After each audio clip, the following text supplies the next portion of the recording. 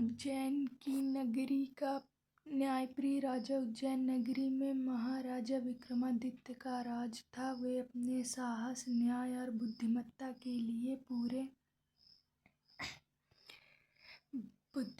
के लिए पूरे ब्रह्मांड में प्रसिद्ध थे। उनका यश चारों दिशाओं में फैला हुआ था। वे इतने दयालु थे कि प्रजा उन्हें अपने पिता समान मानती थी। राजा एक दिन उनके दरबार में एक तांत्रिक आया। वह दिखने में बहुत ही साधारण था, पर उसके मन में बहुत छल कपट भरा हुआ था।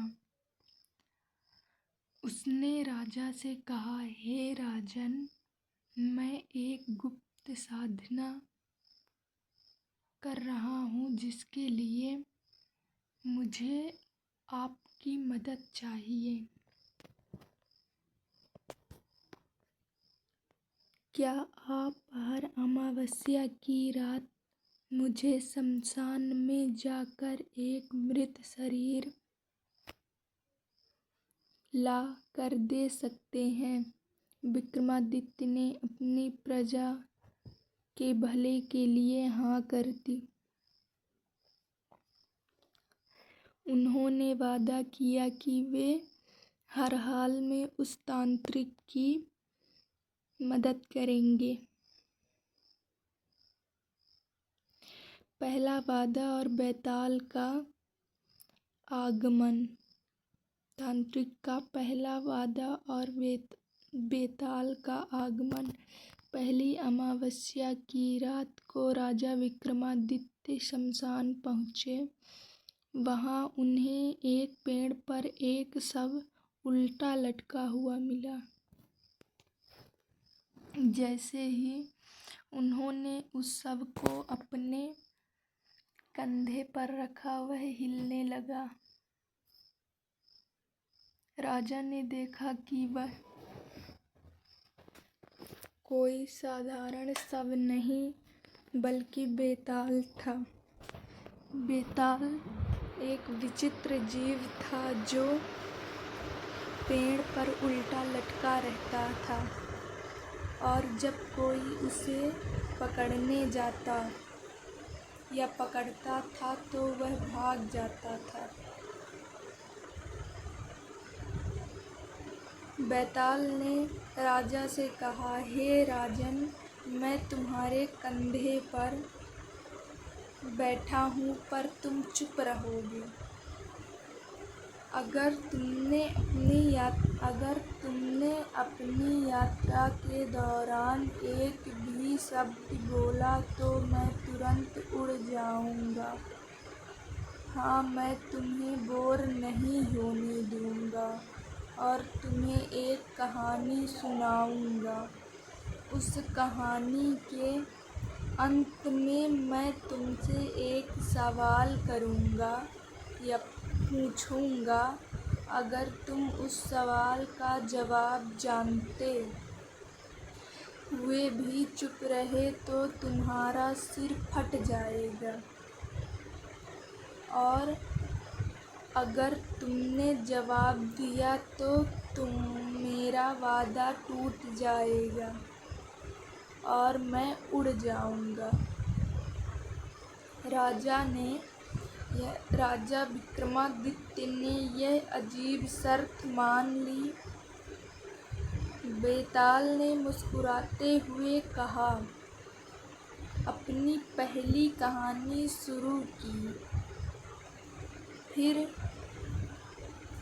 बेताल का पहला किस्सा राजा त्रिविक्रम की समस्या का था।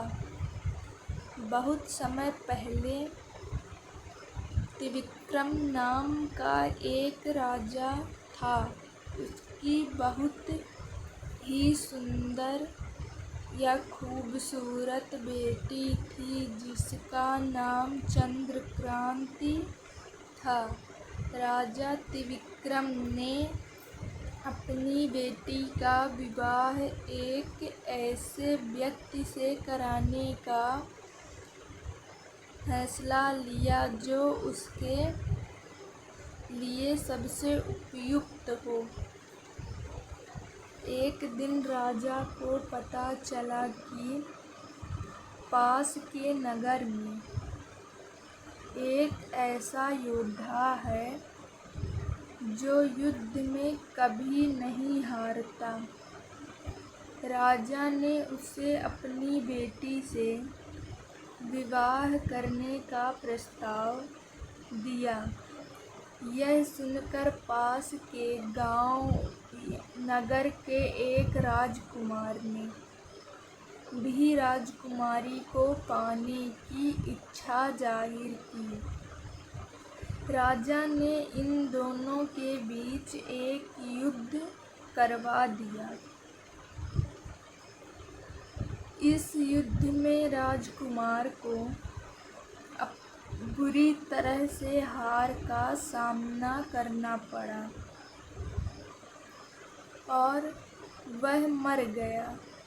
उसकी मृत्यु से दुखी होकर उसकी माँ ने अपने बेटे के शव को लेकर एक साधु के पास गई। साधु ने अपनी योग शक्ति से राजकुमार को जीवित कर दिया।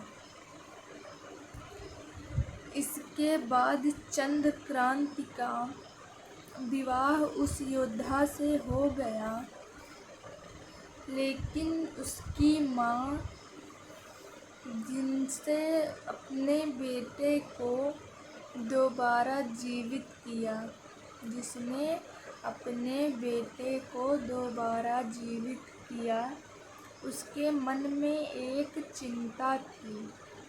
वह सोच रही थी कि उसका बेटा साधारण व्यक्ति है या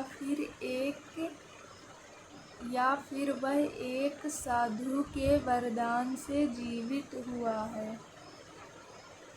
एक दिन राजकुमारी चंद्रक्रांति और उसका पति एक ऋषि के आश्रम में गए। उन्होंने वहाँ एक साधु को देखा जिसने अपनी योग शक्ति से एक और राजकुमार को जीवित किया। साधु ने उनसे कहा, तुम दोनों में से एक को इस राजकुमार की रक्षा करनी होगी, क्योंकि उसकी जान को खतरा है। इसी दौरान एक चोर आया और उसने उस राजकुमार की मारने की कोशिश की। राजकुमारी ने चोर को पकड़ लिया, लेकिन वह राजकुमार को बचा नहीं पाया और वह मर गया। यह सब देखकर साधु ने अपनी योग शक्ति से राजकुमार को दोबारा जीवित किया और उसे राजकुमारी के पति को सौंप दिया। बेताल ने कहानी खत्म की और राजा से पूछा, अब बताओ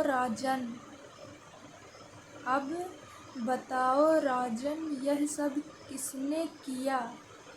यह सब राजकुमार ने किया या उस साधु ने जिसे उसे जीवित किया था, या यह सब उस योद्धा ने किया जिसने उसे मरवा दिया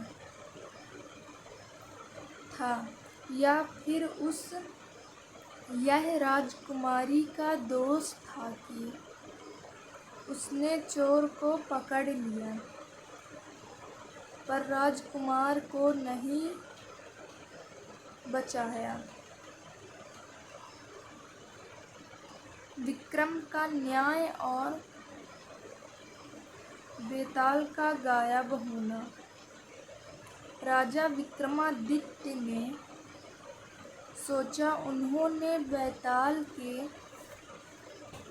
प्रश्न को ध्यान से सुना और फिर बोले, हे बेताल, इस सब के लिए कोई भी दोषी नहीं है।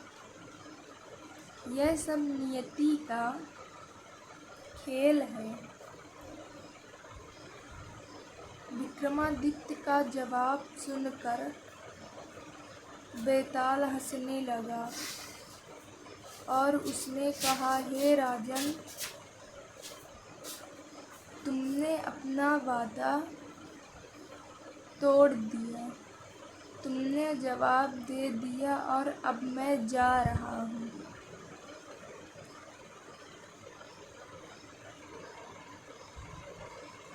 बेताल राजा के कंधे से गायब हो गया। राजा को एहसास हुआ कि बेताल का मकसद केवल उसे फंसाना नहीं था, बल्कि उसकी बुद्धिमत्ता और न्यायप्रियता की परीक्षा थी या परीक्षा लेना था। राजा विक्रमादित्य बिना निराश हुए वापस पेड़ के पास गए और बेताल को फिर से पकड़ लिया।